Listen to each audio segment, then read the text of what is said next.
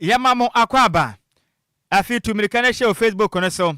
Eye DLFM 106.9. Yade kasebo no ehun fo ni videos nyina guso abenya bi. Na watimi ahwe ediamayen. Ye hya kasebo na sane ye hya ase. Emfam free awreho esemum. Meka say expression bi etimi asi. Ewa konongo odumase ewa sentimental meka say de. Odum judgment yekono nipa baako tim kaja. Wahwere ne nkwa. Stars dodo na meka say ejatumi atomu ahyede nyinam. Ene bio nso odumja adwuma yekuo no eka nso etimi asa yakwa ya hosemi yepam. Na ne nyina ne say endrada awianim honom eneja etimi ekoto odumase eno wakonongo ewa sante achem central mensenem ewa sentimental meka say yakwa hosemi yepam. Na nkra no ekirem say stores bi wonpote won mmode atum tuntonton nema bi a etumi ma eja etumi ba efie dynamite nema bi na eka ho a nipa bi ede agusto ma tuntonton na eka ho bi ma meka say no eja etimi ato shop no mu ma meka say de akwaje pa emeja tom ema na stores dodo na ewa konongo odumase ewa sante achem eye central mensenem ewa sante bantanem na nka no ekirem say emeja no to ho no mo no na chese ne eho no emu akakra ne senti odum judge meko bomaden ekopie mu nanso mra mokoye no na wo hwe expression ahodo na ekoso ntina ahyenkafo na nanso odum judge meko no etwentwa mo nas kakra se bebetimi aboa na owuo bi entimi enkonkosi kura nanso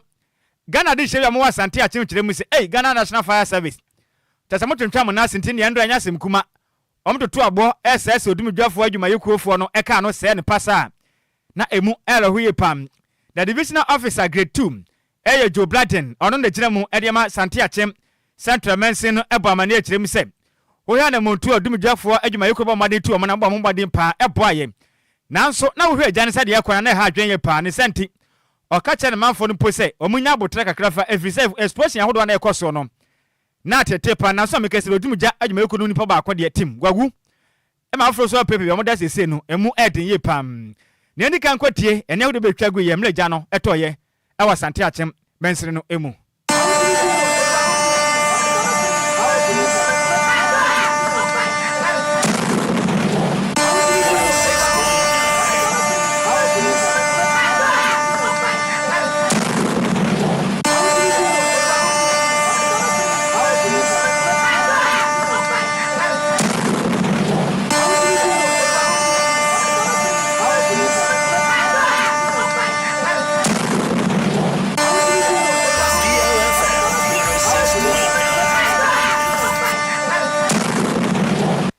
Entini ya utie ayendrata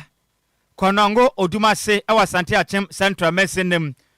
awa sante mate nipa bi etumi akofa dynamite ene ne ma wo de papa yebo akogu store so moton ene ja etumi ato honom ema mekese nipa baako oyodumi jadwuma yeko no nipa wagu afoforo pina prepra awa sante achem odumase a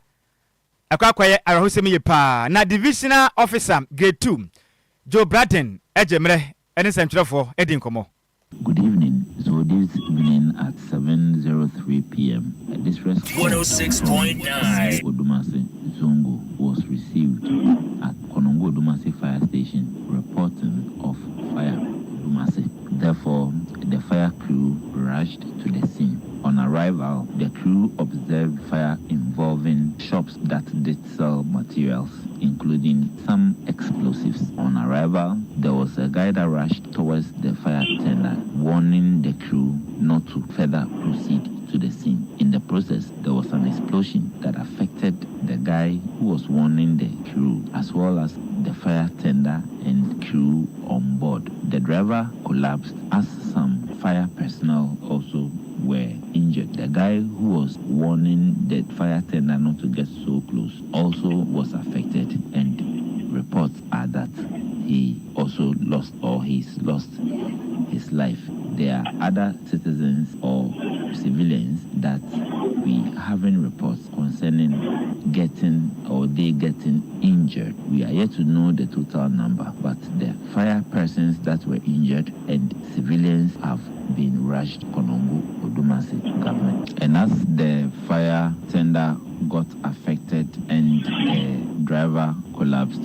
a backup call was made for a driver to come in. And as the driver came in and in wanting to help with the situation, there were stones pelted at the fire engine by some civilians. Therefore, the driver used the tender with the personnel to the fire station. During that time, or before that time, Ejeso fire station being the nearest fire station had been called in for assistance. They also getting to Konongo and realizing that there was a mob attack on the first engine, did not go to the scene to avoid getting their car damaged, and also proceeded to Konongo fire station. Actually, during that period, the fire was under control.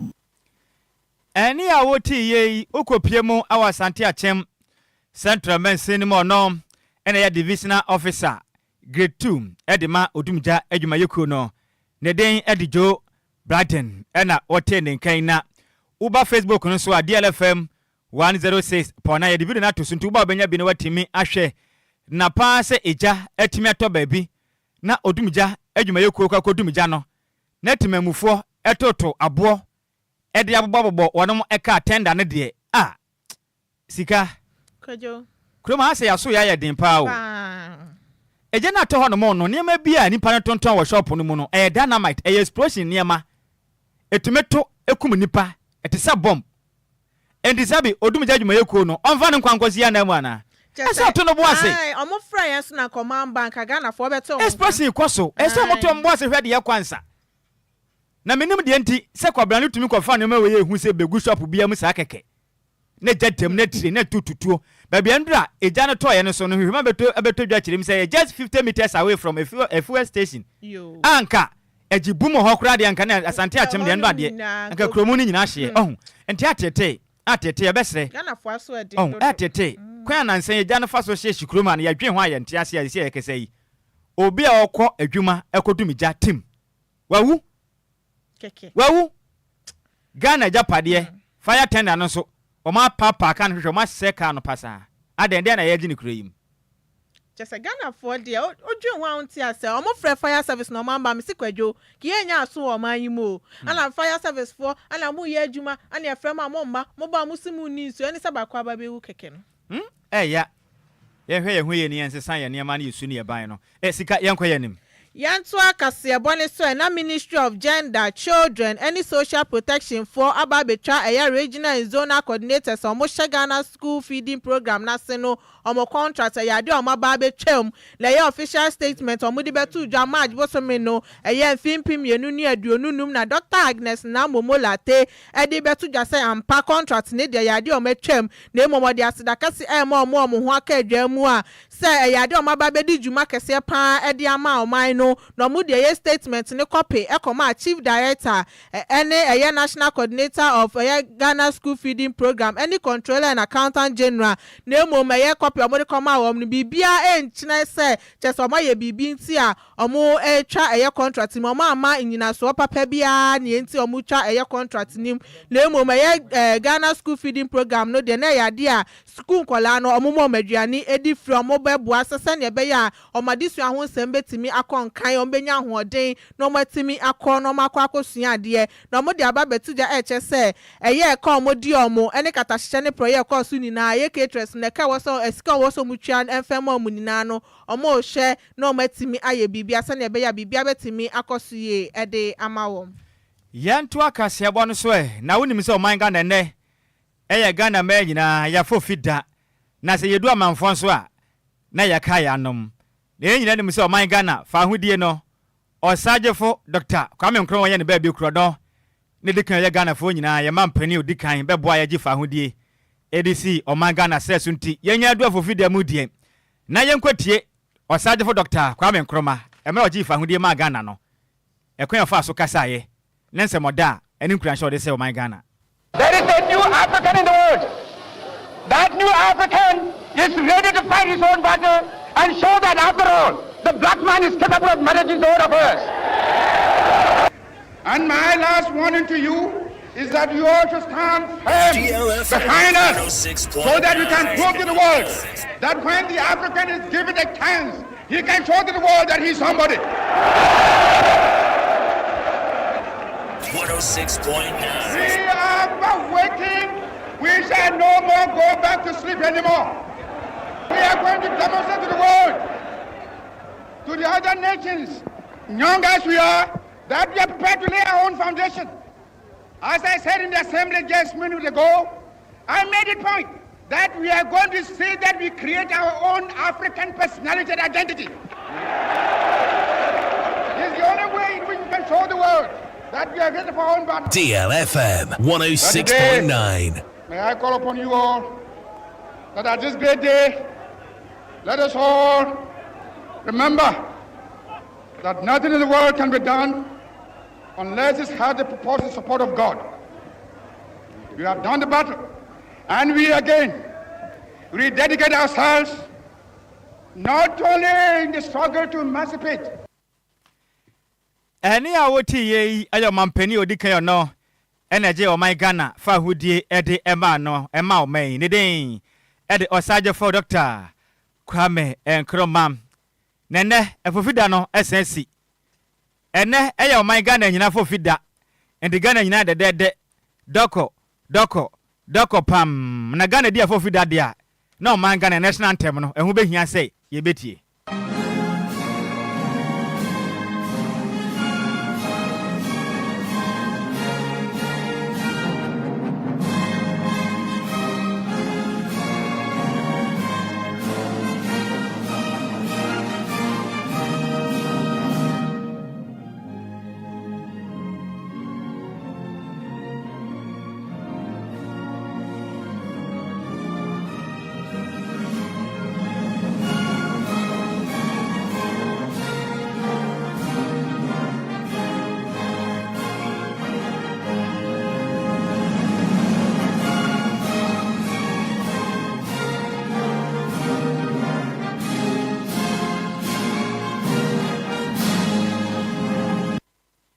Enti Ghana ya national anthem no ena yato ede amamuin na yankwa akwafida ni mu ekase yebo na Ghana mampeni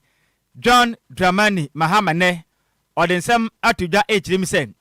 eno ma Ghana nyina ye fa ahude fofida ye hye no ehu hia ye pa se obo no homaden etenase no ye ne kakra bi netumi boa na oman eka hodo amena oma no esu etimeti efrisem edu afofida eka hodo Ghana yabo no kurom ha no aya na dosu ye pam Ghana mampeni echirem se ena no senti obono hombade mafewe afofida no yantimi anya no o my Ghana mantama hodo eni mensina hodo ni nyinam namum omba made ye ne ketewese e mampeni atena ye mekire Jubilee House ene enyasem kuma kurante ene no eni ntini ene nipa kakra bi ene tumi kopiem se betimi abo no my Ghana sika hodo aye se no a ofofida ho no eso ebetimi ate na Ghana mampeni adensam ade tudwa e man Ghana yamfinhia aduosia nwatwa ye die no a fofida ye fa ahude adwumade na ase no e wonne e yo penim bosome ne da toso nsia emfimpim yenu ni aduonu enum na Ghana mampani echirem se amotena ase ehwehwemu se enne enka ya adom na nyina kodi fofida no e wo Independence Square na nkaka Ghana bebo no e 20 million Ghana cedis 20 million Ghana cedis we enye US mom ye Ghana yanga zesikam ana wo chemse sika we eso pam na ka da Ghana so ani Sikapa Ghana fo ase no aban bi ebetwa mu e kam de aba oman no so watena se Ghana fo ho kire yesa na etem sika we ekode fo fidi ada nyame no mrikweni sabe nyansa no nyade a ebuom kram Ghana mampani kaze no chemse ye kwade fo fida e wo kofodia afi atwa mu Ghana fo ese 15 million Ghana cedis kwa faso bi amaso osan ekire mu se afi bi atwa mu nso ye kodi bi e wo ho from mantem ano se ya boka 20 million tesenia Ghana cedis o kire ma ba de na ya je se ya betena se na Ghana ye sika mu ye ni bi na da ne da nyina fofida kekenso ye be se sika sa de enya de ono nani ko okra ne senti wa kire mu se be ye bebo na Ghana sika sem e be ko na ni mu nti afiwe no wo maden atumi ahwanso se hu e ma 5% pe eni sika mu de fofida ye o kire mu se 95% de o ha mu chichemu adu okro no mu de sika we da hono ma e hu metwe sebe betia bona Ghana so sika sem no atimi akonanim enkakra Ghana mampani kasem ona otirem sem ode adesre de to Ghana fo nyina nim sem ye nyina yammoa na o man Ghana mekasei atete apansam awie sem akona bi ye nyina yammoa ni mpedwo man emfa nkwa bocha susu nti ehu hia sem obetabiri sika 20 million Ghana cedis ye nkodi nsa ne keke ewa fofida asenti no ehu hia pasa ne fofida we de wa ne kete wese na aboa na Ghana sika no yatimi akra beso Ghana mampani John Dramani Mahama the same say e to dwa awone ye fa hu de fofu da dwumadi no ase. Fiscal prudence has become imperative for navigating the severe economic crisis that has recently confronted our country. The state spent 15 million Ghana cedis on last year's celebration in Koforidua and spent 13.7 million cedis on the previous year's celebration in the Volta region. This year, we received estimates of at least 20 million Ghana cedis for holding the event at the Independence Square on the same scale as the previous years. In a year when we are calling on all to sacrifice, including workers who have graciously accepted a base pay adjustment far below the rate of inflation, it is unconscionable to spend that kind of money on a few hours of celebration. Today's event would save us the previous years. In a year when we are calling on all to sacrifice, including workers who have graciously accepted a base pay adjustment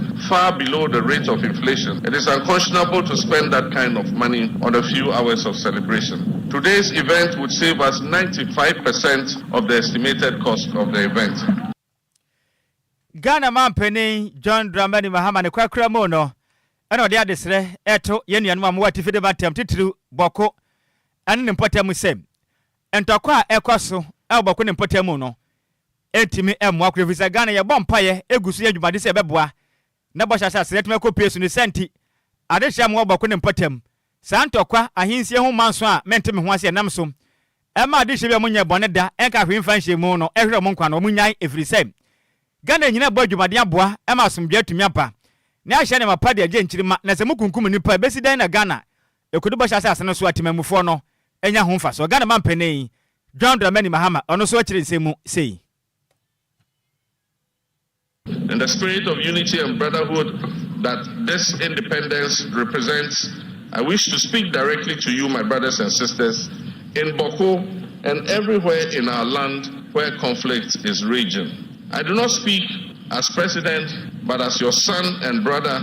in whose hands you have entrusted a solemn duty. The people of Boko and other areas, it is time for lasting peace to prevail. Our children deserve to inherit a peaceful land where their dreams are nurtured, not where their nightmares are relived. They deserve to inherit a land where our markets are bustling with trade, not tension and conflict. They deserve to inherit schools that echo with learning and not melancholy. Let us not be swayed by division, mistrust, and the weight of past injuries. Let us give renewal of friendship a chance. Let us give peace a chance. This is not an invitation to simply forget the past. Far from it. It is an invitation to live about. Any awoti ye aya Ghana mampene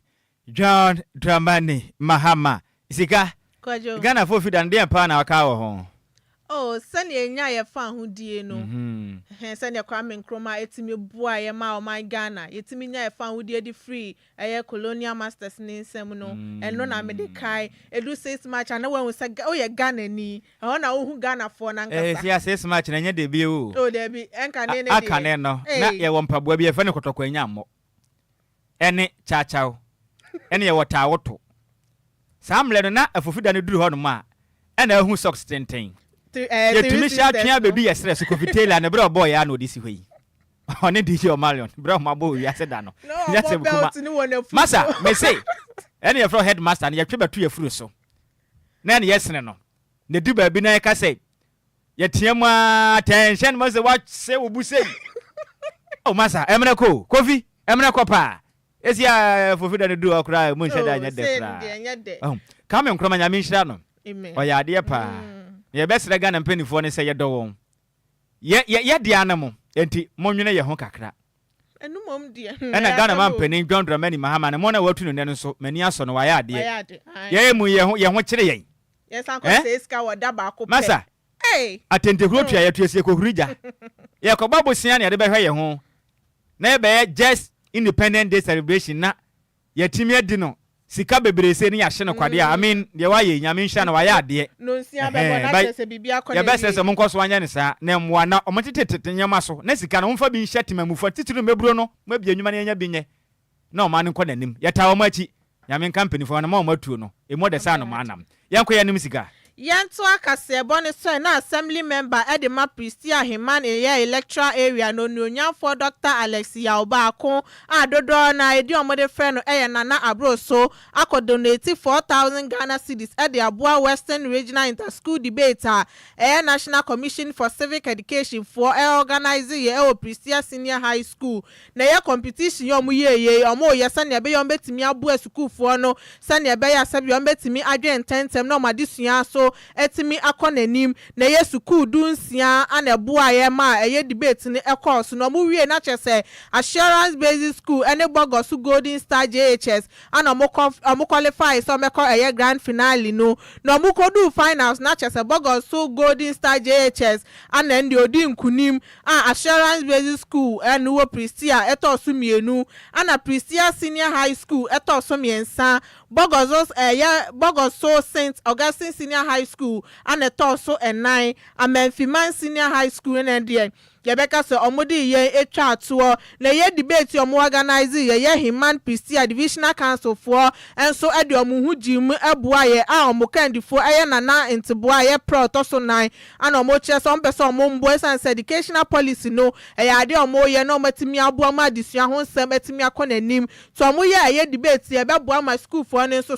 etimi ehu ade ede akoma nim ye pa na Mr. Kofi Baga onu gina eye honorable Dr. Nana Abroso so namu ekasa na oche se yade a ne amofra na aye no ese ni ye papa na show mu cry se omomomode na omomfa omadesua no serious no mu nsua de san so modachi ehu hia papa na ye onabo Dr. Nana Abroso de yade ode ne ho asihu se ba desua ho nsem wo mantem ho no ma obeboa ama no akonani mesan se eye nkola no Ghana ye dachi a ne wom ti bibiara obeye obeboa am se ne be ya dachi no omo so ebe abeye Ghana ye no obeye sane be yan puntuo ebeba oman mu dem fancy o ka say school bibia no anyeme bi o so do boa man bi jona da o makwa na mi ni say because o say atwu ankuga no ma ere no makọ eje say atwu no ankuga no anytime na mi gina say am ere ba ni kasamafo o ba no hwe penfo mo tumi ehihye say adwumadie wi pa na say obetun wa hwe mo say enhwe han keke no aso no akode a ese nko wa mo pankeye job o kuta ne say o kare say 40 million say o mo so ba no beta adwumadie no mo so mo fa ere enfa to bi amanesta bi ombo so nya ho kamo to ere mo atumi aye bi because ono o prefer say education ere ntumi koso ti ono nkwala ni na bi nya mo bi a o ku school pa fo na ho chiro kwa ku hunu pa ono so ere on da na chi fa ma that is say ono life here so bo education ere e koso jona bode be ne nya misra no idi se be koso so anu so ama gbe bi so ere etumi akoso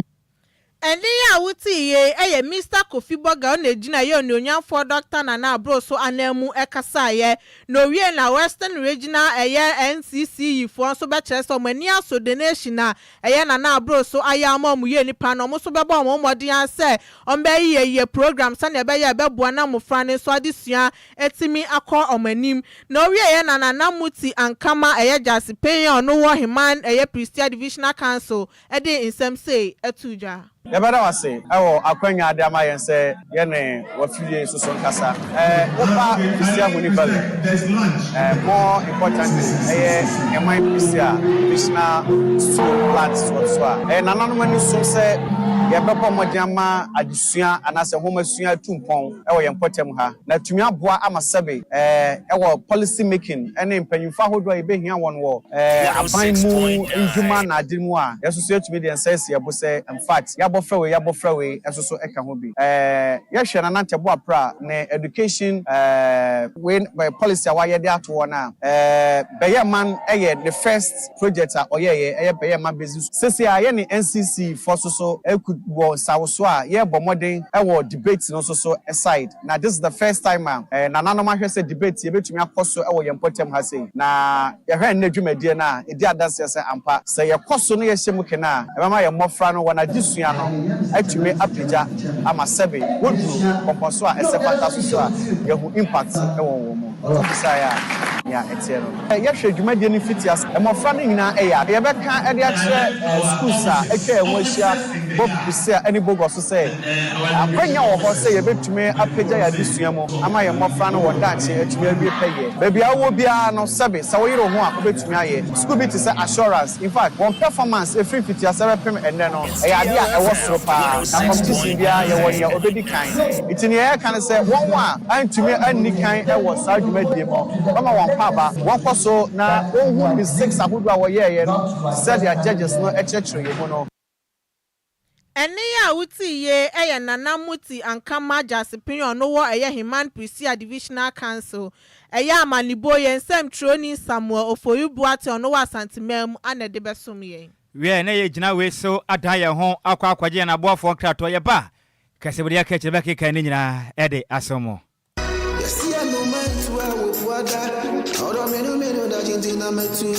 Makwantu ohunsam eye medadwen nanso meyensam tronenti menya adaje ye hwehwemu ekohu Sunday Sam's Consult na wonum nti ende metimi ba menya brani adaje ekenkan ye eye investigations about womo ana mehu se wo apply for visa assistance a emfeli efri se wonum ewo track records madansi die nie mamini ntrel Sunday Sam's Consult edi Britia webi ebeje wo visa amount say woko United Kingdom, Canada, Dubai, Poland, Croatia, Nafe Kradie, Serbia, any Greece in so abeka ho work permit etchere. Ma mentre wo mo etchere kwan. Sunday Sam's Consult ewo Ofanko barrier. Asofan awo Ben Wise Park Hotel. Ewo Asofan New Station hono mo a. Phone number 0244291546. Email address nso samuelowusu626@gmail.com. Yeti ehudi enti we connect dreams with opportunities. Emanenye wadwendwen frɛ wonom na nso bedi adanse empo asede media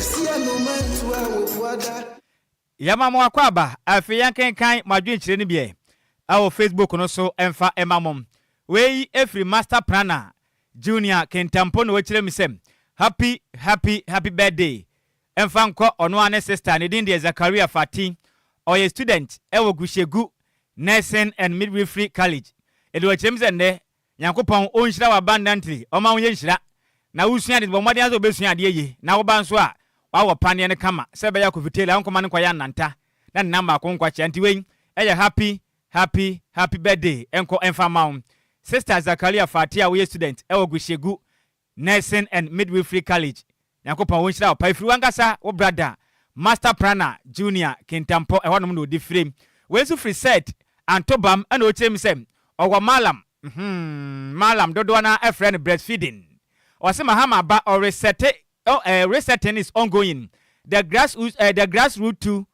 are waiting for the work. Yate or resetting to be a more trans or more from Nusubenya Jumaye. Yada se pam. Kofi Parliament or James greetings goes to Nana Obrempong until a year Boabin out to do bakum. And afe or Chamia Kwesi Awudi. Omunyina wagona bobikuma apa Kofi yada se pa yada se bebre samo somo ma dwenkyere no e de baye na we nso ya woda soronko a efri ya ne a yensem training DJ Afiba nchen na wase happy birthday enko enfama staff sergeant US man wo eye DI Bema camp e honom na wo e wankra boprema tem enti staff sergeant US man wo DI Bema camp ewa krabo prima tem hanom na we efri Ziggy Wale se ne ewa wodanti senior all collect sir aha we dey all collect sir we dey wadamfo Ziggy Wale se yankan tell se ne wa wodan yankopon hyiraw na dwumadi a wudie se osra nin na oboga na hoban no onko so ma ahoden seronko onto wonkwandam na kwaso aboga na hoban efri se de wa ho fete no ene yakoma pa ene odo wa magana na yankopon ko so antetre wa him na nyo kese no mpagya mfra adomo enko adom ti we happy